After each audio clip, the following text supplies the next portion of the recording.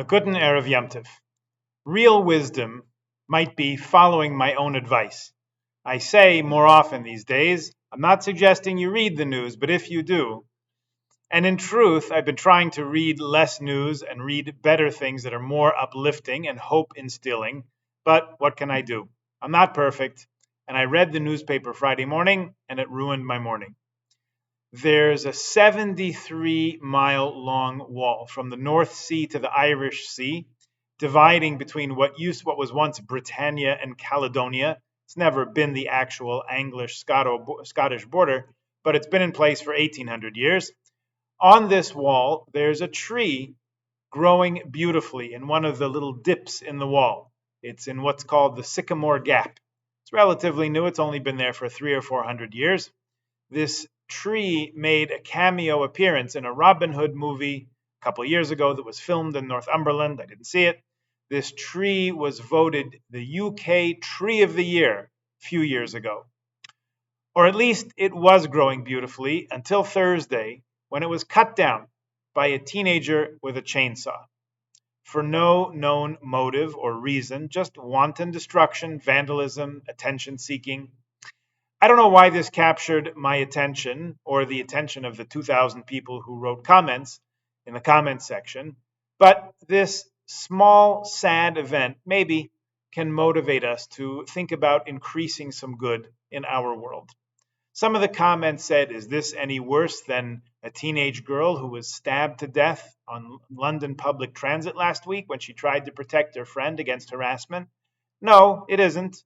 And yet, interestingly enough, in the famous verse that we read a few weeks ago in Parsha Shoftim, we compare people to trees.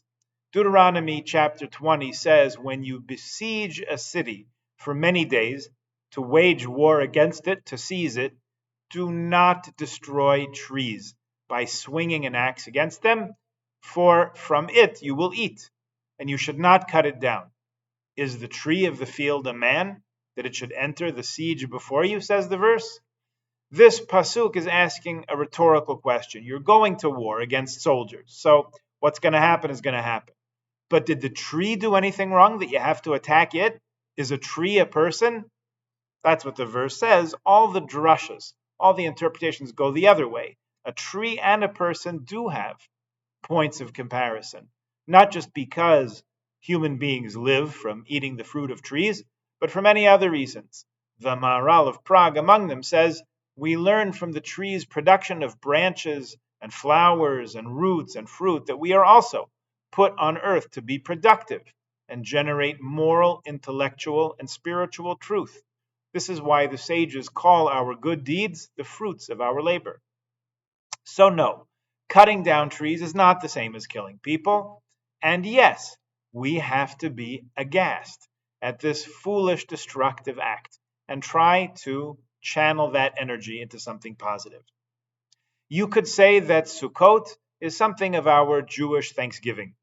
It is dafka at the end of the harvest season, when the crops are in and the storehouses are full, and we are dafka making a move out of doors, just when the weather is turning. Ken Ayin Hara, this week is supposed to be beautiful, but next year Sukkah starts in the third week of October, so who knows what will be. It says we should go out of doors when the rest of the world closes down their cottages, drains their swimming pools, and moves inside for the winter. We go outside and eat in the sukkah. We take the lulav and esrog, hadassah and aravos, and wave these different foliages joyfully as part of the celebrating and rejoicing. It takes place, as they say, in nature, or as we would say, embracing God's wonderful creation and being embraced by it, as sukkah is one of the mitzvot that you do with your entire whole being. You walk into the sukkah, your whole body is engaged in a mitzvah. But it's not unfair to say that we're also supposed to be cognizant of and aware of all the wondrous bounty that surrounds us, Baruch Hashem, and we must recognize that we are stewards of it. We are here to leave things better, not worse. And that extends even to being mindful not to cut a tree down for no reason. We might have said that, well, people don't come to shul so much, but at least they have environmental consciousness. Well, this story argues against that. And I'm not picking out on unruly teenagers here by any stretch. I would have said the same if the kid who cut down the tree would have been in his 80s. Without an awareness of where the world comes from and who entrusted it to us, how can we have proper reverence for it, appreciation for what it offers us, and how painstakingly careful we must be all the time to preserve it?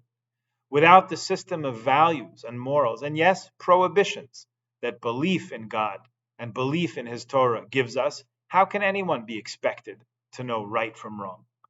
If you missed Rabbi Beshefkin on Yom Kippur after Musaf this past Monday, he was great as always, and he made an offhand remark that stuck with me. He said, "You know how Marx is quoted to say that religion is the opiate of the masses? Well, now we've taken away religion, and what have we got left?